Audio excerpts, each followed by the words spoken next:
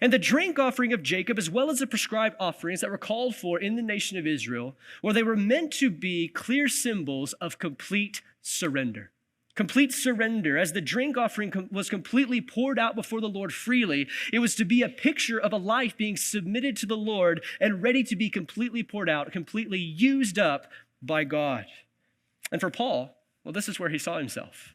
For the Apostle Paul, his whole life with Jesus Christ, which began on the road to Damascus back in Acts chapter 9 and would continue on to his martyrdom, it was all dedicated to the Lord. It was all dedicated to the Lord, and he was at the Lord's disposal and subject completely to his will.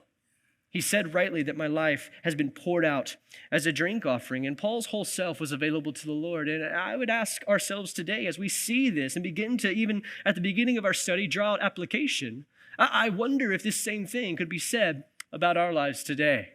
You know, could you say today that is your life one like Paul's that is available to the Lord completely? Is your life available to be poured out and used up by the Lord in every single way? Are you available to Jesus?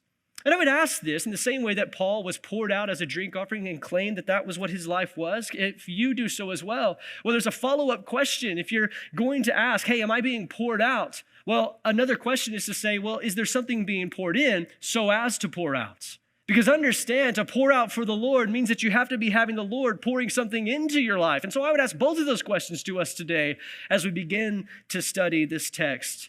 Are you fully available to the Lord? Are you available to be poured out for him? And if so, what's being poured out? If the Lord was to tip your life upside down and to pour out for him, would there be anything? Would there be something for the Lord to use as you've been seeking him and as you've been following him? Again, the Apostle Paul, he saw his life that way. He was being poured out.